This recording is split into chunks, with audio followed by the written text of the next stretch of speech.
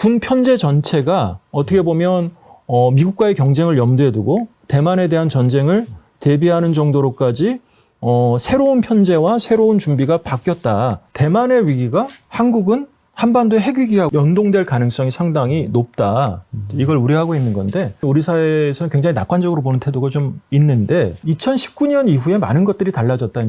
네, 박종훈의 경제한방, 이 연결된 위기의 저자 중앙대 사회학과 백승욱 교수님과 함께하고 있는데요. 타이완 위기, 이 어떻게 보면 여기에 이제 시진핑 주석 체제 이 부분에 대해서 되게 많은 얘기를 한단 말이죠. 이 시진핑 체제에서 특별하게 이 대만 문제가 더 불거진, 더 커진 이유가 있다면 어떤 이유가 있을까요? 왜 이 시진핑 체제가 왜 등장했고 왜 달라진 부분이 있느냐라고 이야기를 하면 일단 그 중국이 처해 있는 상황 규정이 좀 달라진 거죠. 그래서 중국은 그 신장타이라고 해서 뉴노마를 강조를 합니다. 그래서 그 이전과 같은 개혁개방 시대의 고도성장이라는 건 불가능하고 그다음에 새로운 성장 동력도 찾기 어렵고 주변의 국제 질서는 굉장히 유동적이다. 그래서 뭔가 집중적인 대응을 해야 된다라고 하는 분석이 하나가 등장을 한 것이고요. 그리고 또 하나 중요한 거는 이 중국이 어떻게 보면 이제 그 당 지도 체제인데 중공산당. 여기도 이제 변화가 많았는데 이전에 개혁개방 과정을 거치면서 중공산당의 집권 능력이 현저하게 떨어지고 중공산당이 일종의 이익 집단화 되어버렸다. 이 상태가 계속되면 결국 위기가 닥쳤을 때 뚫고 나가기 어렵다라고 하는 어떤 그런 시대에 대한 분석이 이제 전제되어 있는 것이고요. 시진핑을 중심으로 내세워서 중국을 강한 국가로 만들겠다라고 하는 이 생각이 중요해진 것이죠. 그러니까 위기를 돌파하는 아주 중요한 코어 그룹이 형성됐고 그렇기 때문에 시진핑이 3년임을 할 수 있었던 배경이다. 집권 세력들이 내세우는 구호는 뭐냐? 그게 신시대거든요. 이것 때문에 이제 그 대만 위기하고 연동되는 부분이 좀 있다고 저는 이제 설명드리고 싶은데요. 신시대라고 하는 건 뭐냐면 중국을 100년으로 쪼갭니다. 지난 100년과 앞으로 100년이 있고요. 지난 100년이라는 건 중국의 굴욕과 투쟁의 100년입니다. 이제는 그 분투 역사가 끝났고 이제부터 시진핑과 더불어서 중국은 중화민족의 위대한 부흥이라고 하는 새 역사를 쓴다라고 정리가 된 거거든요. 이제 아편전쟁과 청일전쟁.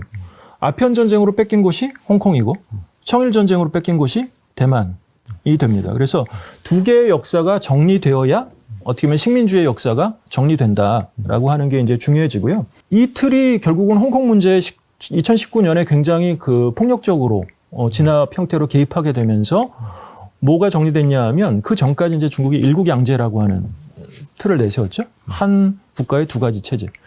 그래서 그 일국양제를 상징했던 표현이 뭐냐면 홍콩은 홍콩인들이 통치한다라고 되어 있었어요. 그래서 홍콩 행정장관들을 뽑을 권한들을 홍콩인들한테 주었고요. 근데 2019년이 지난 이후에 중요한 변화는 뭐냐 하면 홍콩은 애국자가 통치한다로 바뀌었습니다. 그 애국자라는 규정이 굉장히 중요해진 것이죠. 네. 그리고 그 애국자인지 아닌지를 판단하기 위해서 홍콩 보안법이라고 하는 게 이제 작동하게 되었고요. 같은 틀이 사실상 대만에도 적용된다 이렇게 볼 수 있습니다. 그러니까 일국양제를 대만에 적용하겠다라고 했지만 그러면 이전의 일국양제에서는 대만은 대만인들이 통치하는 지역, 그건 뭐 지금도 마찬가지인데 앞으로는 대만은 애국자들이 통치해야 되는 지역으로 함의가 바뀐 거라고 볼 수가 있는 거죠. 네, 그렇다면 그렇게 바뀌었다면 이게 진짜 대만에 대해서 지금 현재 하늘에서 바다에서 군사적 위협을 고조시키고 있는데 실제 침공까지 갈 가능성 어떻게 보십니까? 일단은 중국의 군대도 달라졌다고 하는 점들이 많이 지적되고요. 그러니까 그 시진핑이 등장하면서 내세웠던 게 중국의 꿈이라는 건데요. 중국의 꿈의 핵심적인 요소가 강군몽이라고 해서 강한 군대의 꿈이라는 게 있고 강한 군대의 꿈은 연도가 좀 정해져 있습니다. 2035년까지 현대화된 군대를 만들고 2050년 정도가 되면 세계 최대 강군을 만든다라는 건데 그냥 목표만이 아니라 그래서 중요한 거는 2016년 정도를 전후해가지고 러시아로부터 굉장히 핵심적인 군사 기술을 많이 이전받았어요. 그래서 중군대가 육군 중심에서 공군이나 해군 중심으로 바뀌었죠.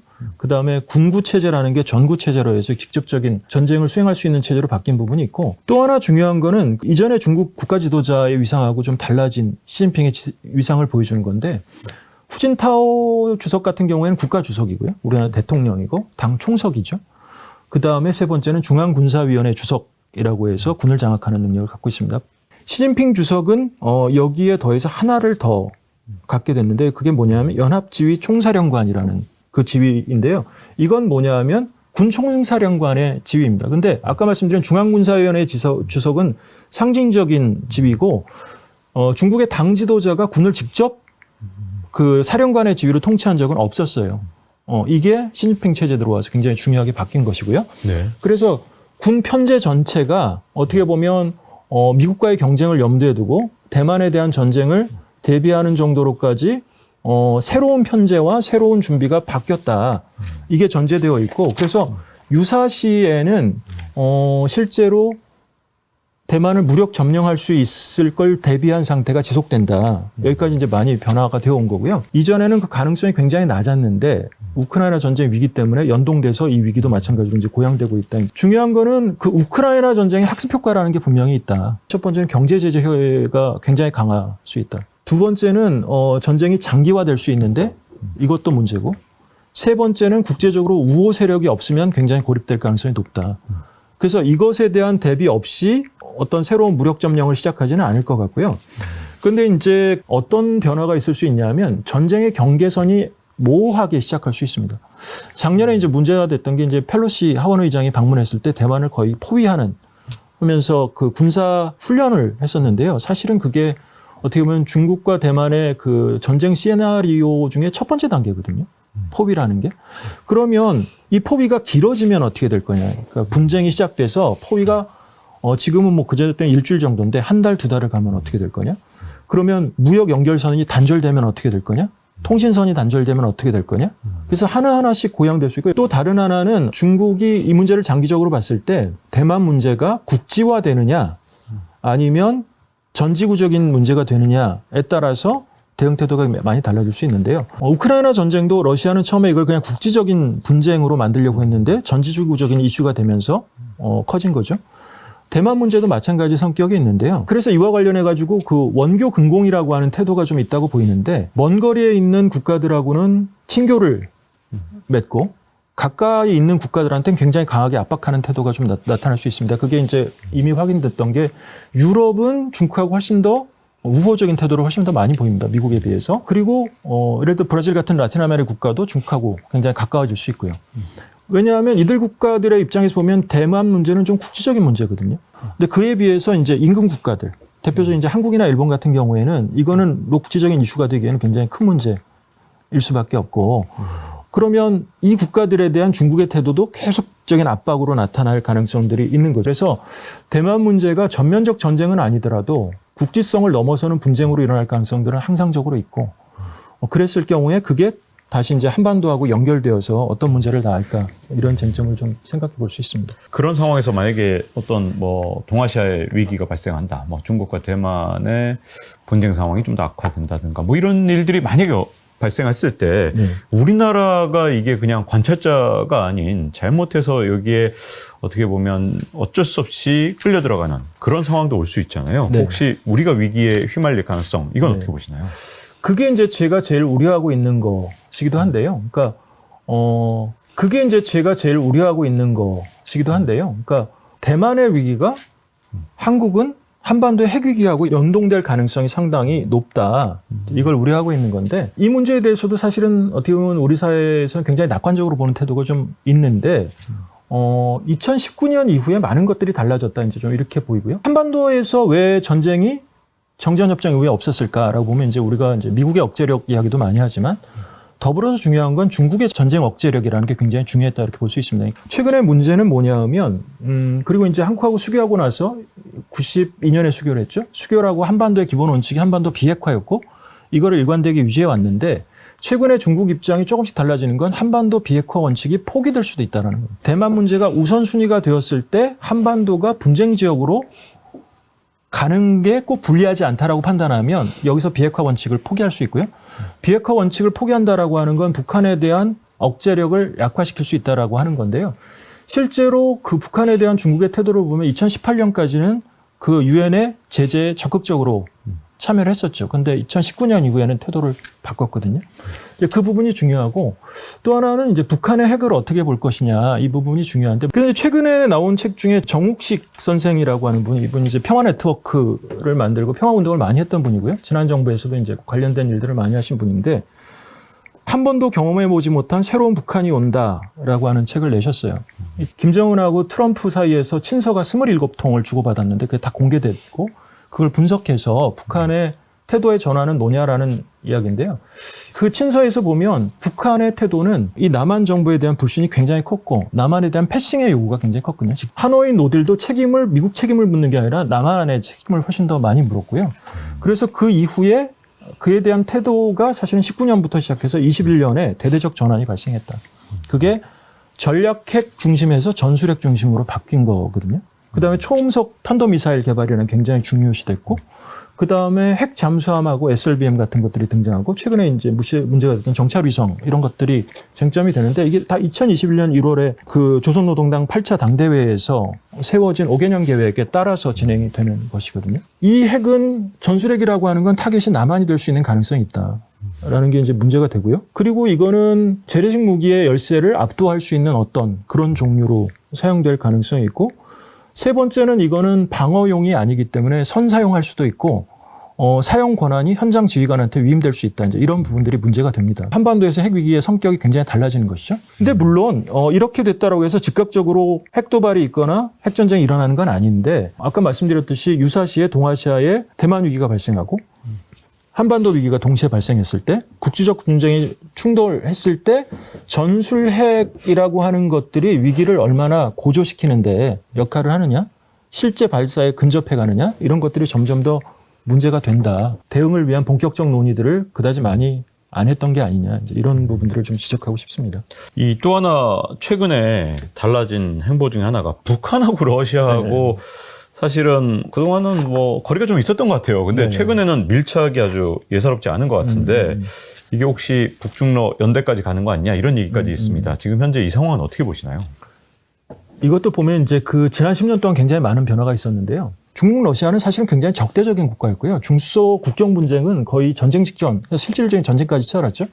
그래서 국경에 미사일 부대를 이렇게 쭉 깔아둘 만큼 적대적이었는데 2016년 정도를 계기로 해서 중국하고 러시아는 거의 준군사동맹에 가깝게 변화됐습니다. 그래서 중국은 지금 보면은 4.5세대 전투기라든지 그다음에 미사일 방어 체계라든지 이런 부분들은 다 러시아 기술들을 이전받아가지고 가져가고 있는 것이고요. 항공모함 같은 경우. 그리고 미사일 부대나 핵 부대를 러시아 국경에 인접해서 배치하는 것들에 전혀 문제를 삼지 않을 정도로 굉장히 긴밀해졌다고 볼 수가 있죠. 그런데 북한하고 중국 관계는 그거에 비해서 굉장히 냉랭한 관계였어요. 그러니까 2013년에 경제건설 핵무력 병진 노선이라고 하는 것이 등장한 핵심은 하나는 미국을 타겟으로 한 것이지만 다른 한편에서는 게 중국을 타겟으로 한 것입니다. 우린 중국하고 관계를 끊겠다. 그래서 2018년까지는 전혀 관계가 복원되지 않고 냉랭하고 중국도 계속 안보리 제재를 따르고 했었는데 그 이후에 달라진 것이죠. 19년에 하노이 노딜 이후에 관계는 다시 복원되고 있는데 그런데 이게 옛날처럼 완전히 복원됐다라고 보기는 좀 어렵습니다.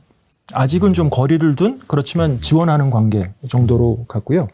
세 번째가 이제 이번에 우리가 확인했듯이 북한하고 러시아의 관계인데요. 갑자기 이제 급진전했는데 이게 몇 달 사이에 급진전된 건 아니고 작년부터 계속 이야기가 있었고 작년부터 사실은 알게 모르게 열차를 통해서나 제3의 루트를 통해서 무기를 수출하고 어떤 러시아의 지원을 받고 이런 것들이 진행되고 있고 사실은 북한이 지금 위기를 타개할 수 있는 통로 중에 하나가 러시아하고의 경제관계의 복원, 그다음에 군사기술의 이전 이런 부분들이 굉장히 중요하다라고 이야기를 많이 해봤죠. 이렇게 묶은 다음에 그런 북중러 관계가 이번에 그 북한하고 러시아의 정상회담을 계기로 해서 급진전할 거냐? 저는 좀 그렇게 보지는 않고요. 오히려 반대로 보고 있는 측면이 있는데 중국이 여기에 대해 좀 거리를 두고 있는 게 아니냐라는 생각이 좀 듭니다. 왜냐하면 러시아하고 중국은 좀 다른데요. 러시아는 사실은 유럽 경제랑 통합되어 있는 게 주로 에너지 자원이죠. 석유하고 천연가스를 수출하고 나머지는 그렇게 통합력이 강하지 않은데 중국은 지금 세계 경제의 핵심 국가거든요. 중국도 지금 같은 상황에서 이 타격을 받기는 어렵고 그리고 중국이 지금 일단 그 체제 정비가 됐기 때문에 대만 문제는 장기적인 과제이기 때문에 여기서 세계에서 고립될 이유는 전혀 없다라고 생각이 돼요. 미국의 선거 결과가 어떻게 되느냐에 따라서 중국은 다시 압박이 강해질 수도 있고 그 대비도 해야 되는데 그래서 약간 거리를 두면서 다른 쪽 유럽에 대해서도 그 긍정적이거나 어떤 견인의 제스처를 취할 수 있고요. 한국도 마찬가지로 한국의 시민사회나 정부나 어떤 태도를 보이느냐가 중국하고의 관계 변화에 상당히 중요한 그런 때가 아닌가 좀 그렇게 생각하고 있습니다. 이 최근 상황을 보는 미국 상황도 신경이 아주 여러 가지 전략도 복잡하고 할 것 같은데 네. 어떻게 보고 있을까요? 그래서 미국도 보면은 국제 질서를 관리하기 굉장히 어려워졌을 뿐 아니라 국내 질서조차도 무너지고 있다 이렇게 볼 수 있고 과연 이게 미국의 의회 제도라고 하는 게 정말 자유주의적으로 지속될 수 있을까가 의문이 들 정도인데요. 이 대선의 결과에 따라 가지고 국제 질서를 보는 방향이 급변할 수도 있죠. 미국은 전통적으로 이제 고립주의가 강했다라는 걸 우리가 이제 잘 알고 있는데 결국은 두 가지 선택지가 있을 것 같습니다. 하나는 지금 뭐 바이든이 하는 것처럼 다자주의적 틀을 확장해 가지고 동맹들을 계속 늘리고 이거를 새로운 어떤 안보 질서로 만들어 가면서 위험이 되는 국가들을 계속 봉쇄하는 틀을 갈 건지 그게 안 되면 거기서부터 떨어져 나와서 일방주의를 강화해 가지고 오히려 아까 제가 말씀드렸던 얄타 체제의 해체가 보여주는 그 강대국 중심의 질서로 가서 마음에 드는 강대국하고는 좀 연계하고 그렇지 않은 강대국들에 대해서는 계속 압박을 하는데 이건 어떻게 보면 국제정치학자들이 말하는 전통적인 그런 세력균형 외교이거든요. 그러면 결국 타겟이 되는 거는 이제 중국이고 중국에 대한 압박은 훨씬 더 강하게 들어갈 텐데 여타의 국가들에 대해서는 가변적일 수 있죠. 우크라이나 전쟁에서 발뺄 가능성들이 있고요. 북한에 대해서도 어떤 태도를 보일지를 우리가 뭐 알 수는 없고 이런 가변성들이 굉장히 많고 동아시아에서 위기가 연동된다. 예를 들면 대만 위기하고 한반도 위기가 연동됐을 때 그거는 선택의 문제가 되어버릴 수 있습니다. 어떤 게 우선순위냐. 대만 문제가 더 우선이냐 한반도가 우선이냐라고 하는 부분들이 실제로 선택의 가능성들이 있을 수가 있고요. 이런 걸 굉장히 현실적으로 판단하는 게 이제 그 신현실주의라고 하는 그 이론의 학파가 있고 대표적인 사람이 이제 존 미어샤이머라고 하는 사람 분이 이제 여름에 한국에 왔었는데 그 이야기의 맥락을 좀 보면은 미국의 정책이 급변할 수 있다라고 하는 이야기이기도 해요. 그랬을 경우에 한반도에는 위기 대응에 대해서 장기적으로 자기 나름의 대책을 세워야 된다라고 하는 부분들을 은연중에 표명한 부분들이 있는데 그런 가능성들을 배제할 수는 없죠. 이게 어쨌든 연결된 위기잖아요. 그럼 그 연결을 끊어내고 위기에서 우리가 좀 자유로워지려면 그러면 우리가 어떻게 대응해야 될까요? 네, 쉽지는 않습니다. 그리고 뭐 저는 학자니까요. 근데 이제 학자로서 이 전체적인 분석을 했을 때 안타깝게 생각하는 건 현실적인 선택지가 그렇게 많은 상황은 아니다. 왜냐하면 우리가 강대국도 아니고 국제 외교를 주도적으로 해나갔던 경험도 없고 냉정하고 현실적으로 봐야 된다.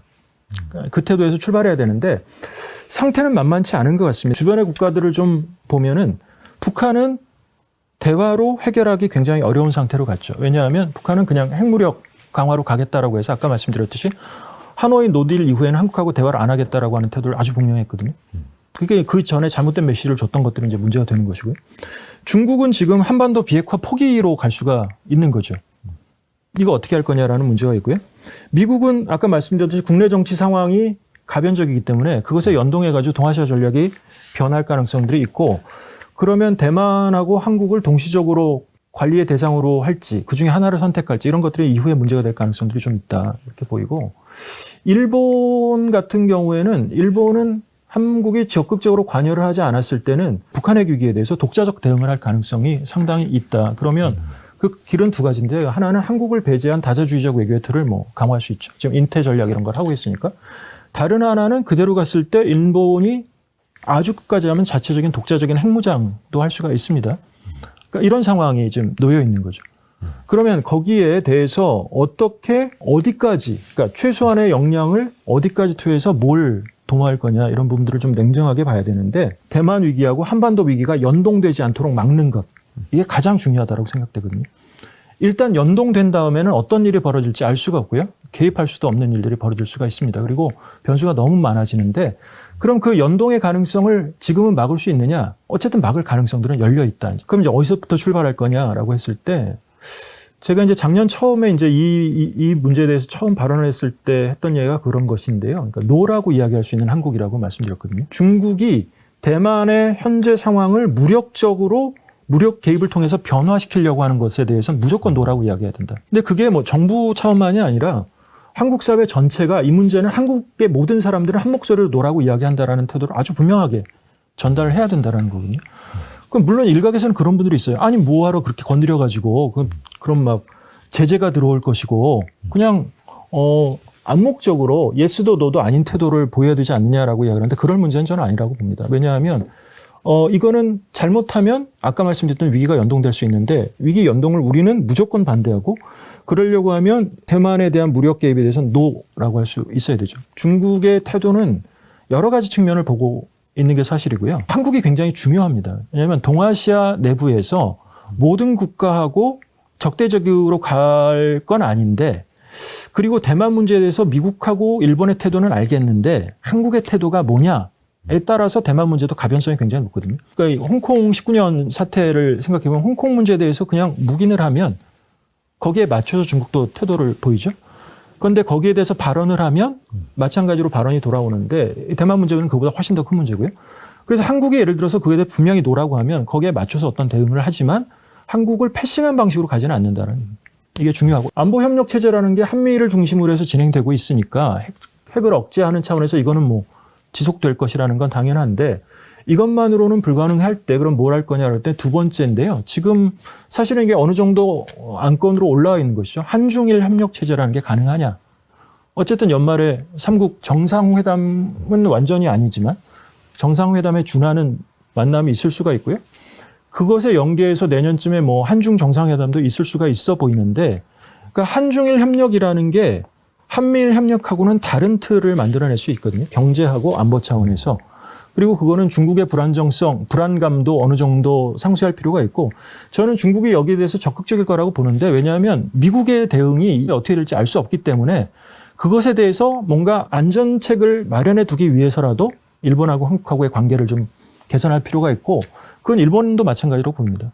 한국도 마찬가지고요. 그래서 공감대가 좀 있다라고 보이고 세 번째는 이게 성공한다라고 하면 한국이 조금 더 확장해가지고 베트남을 포함한 동남아시아 국가들하고의 다자적 틀을 한국하고 일본이 개입해서 만들면서 중국을 끌어들일 수 있느냐. 그래서 이 세 축이 같이 갈 수 있다면 만약에 동아시아에서의 분쟁은 상당히 완화될 수 있고 대만 문제도 약간 대화의 틀로 올라갈 수 있고 북한 핵 위협도 공포에 의한 억지 플러스 또는 뭐 그것만이 아닌 방식으로 더불어서 공동의 안보 틀로 갈 수 있다 이렇게 생각을 합니다. 자, 이렇게 연결된 위기의 저자 중앙대 이 사회학과 백승욱 교수님과 함께했습니다. 이렇게 나와주셔서 감사드립니다. 네, 감사합니다. 네, 박종원의 경제한방 다음 시간에 뵙겠습니다. 감사합니다.